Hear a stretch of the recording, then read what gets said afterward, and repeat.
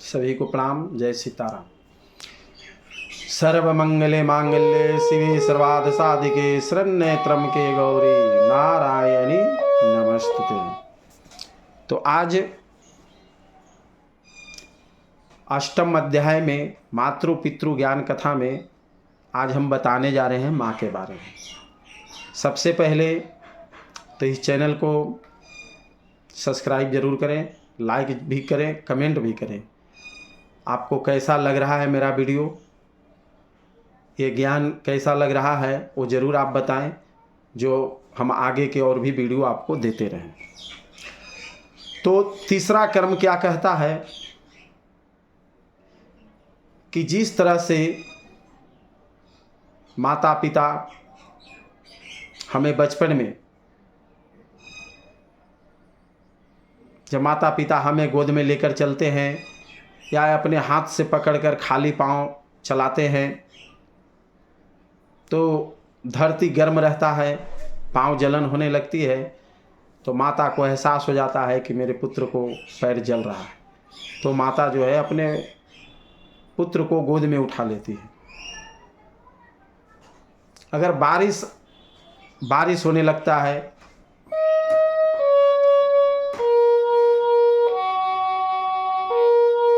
तो माता अपने आंचल में छुपा लेती है अपने पुत्र को कि कहीं मेरा पुत्र बारिश में भीग न जाए, तबीयत न खराब हो जाए।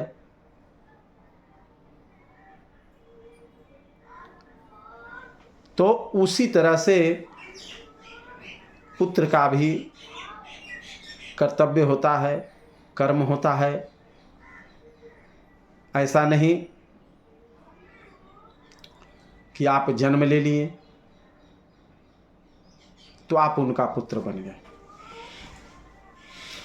देखिए, जन्म देने से या जन्म लेने से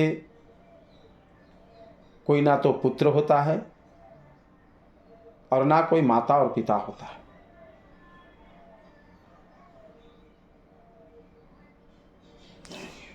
जो कर्म करता है वही पुत्र कहलाने का योग्य भी होता है और वही माता और पिता कहलाने का योग्य होता है। अब आपने जन्म ले लिया, माता पिता कितना कष्ट किए, कितना दुख किए, कितना आपके लिए किए, बेचारे वो दिन दिन भर भूखा रहते हैं लेकिन आपको भूखा नहीं रहने देते। आप स्कूल में चले जाते हैं पढ़ने के लिए, आपको माता टिफिन रोटी बना कर दे देती है।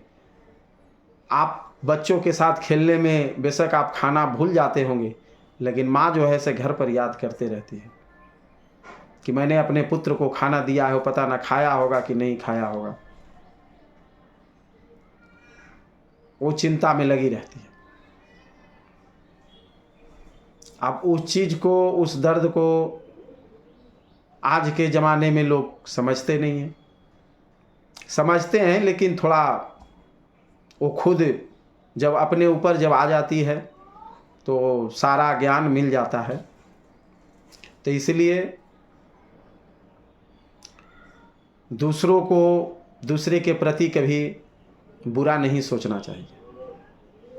ये मनुष्य का सबसे बड़ा कर्तव्य है।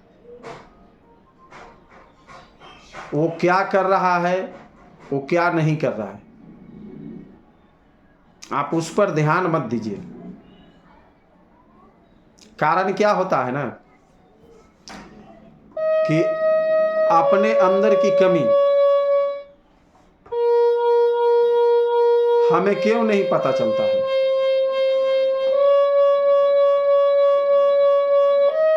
इसका सबसे बड़ा मुख्य कारण हम स्वयं होते हैं।